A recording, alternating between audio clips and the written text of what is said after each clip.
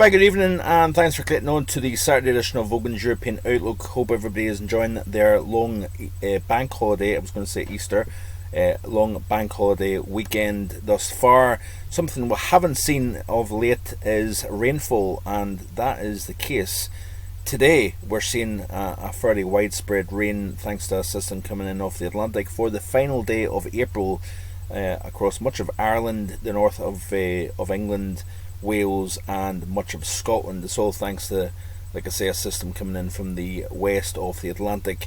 Rainfall wise, the deficit is actually we don't actually have a deficit across the north of the British Isles thanks to the snowfall during the opening days of April. But get yourself further south through central Scotland, it goes a good 40% below normal, and then it increases even further as we go southwards over England and Wales. You can see here only 40% normal rainfall for April in the southeast of England. I believe Holbeach in Lincolnshire, by the way, is actually sitting on 16% of normal rainfall, and that is the driest place in the British Isles. But of course we had very wet February, very stormy February as well.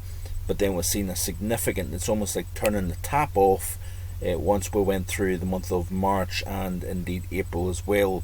And when you look at the forecast of the GFS ensemble, if I can get the right chart, that is, you can see here that rainfall is firmly below normal over the next 7 days across the bulk of the British Isles here. The only exception being the Inner Hebrides and possibly the Uist, both north and south Uist. We've actually got an above normal precipitation across Northern Ireland as well, but much of the Republic and the bulk of Scotland, England and Wales, we've got below normal. And if you notice here that as we play through this sequence here, it looks as if the dry theme is going to persist actually across the UK. And I suppose really if we have a dry May, that would probably raise concerns as we push towards the summer season, the June through August period, if we continue to keep the precipitation firmly below normal. So it's something that we need to consider here, and even consider in terms of shaping the first half of the summer season, of course, because you can have increased dryness in the soil that can correspond to above normal pressure. And of course with a lack of moisture in the ground, you actually can have warmer temperatures as a result of that, because of course incoming solar radiation, when you've got wet soils, that tends to lead to increased water vapor within the atmosphere.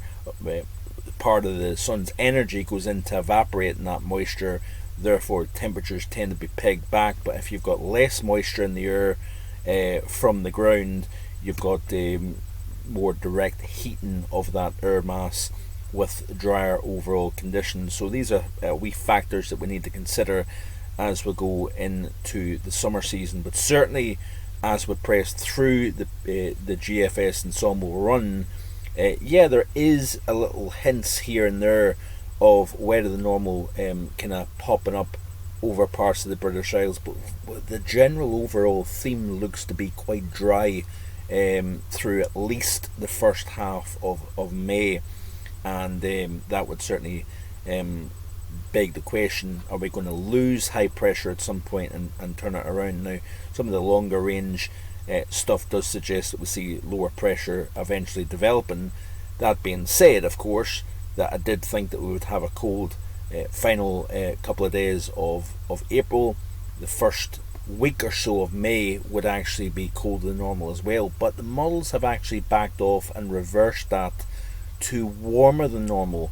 So yeah, I've got it wrong in terms of the beginning of May, and the overall emphasis looks to be on drier and indeed warmer than normal as we push through the first couple of weeks of May. So we'll keep our eyes close on that as we go forward.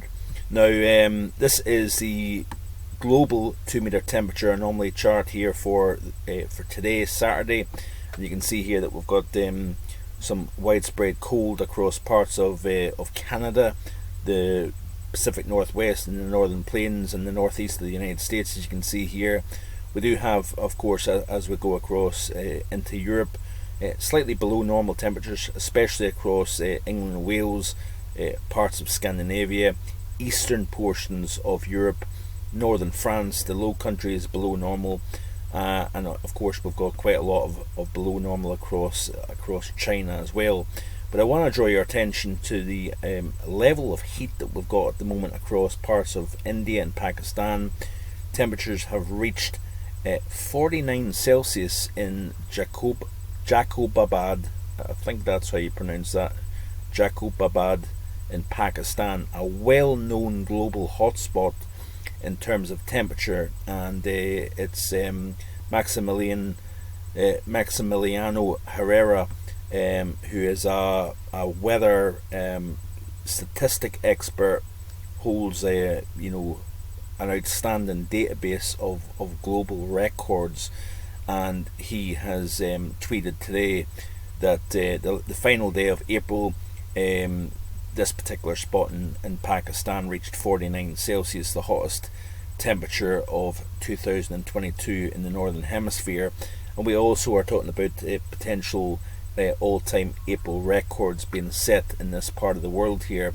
So a very, very intense period of heat now across northern portions of India and Pakistan, and here's hoping that we can start to see the rains of the monsoon starting to develop in the next few weeks here to try and trim back that temperature, because you typically find that the temperatures and the heat builds ahead of the monsoon, and this is typically the hottest part of the year now in this region of the world here.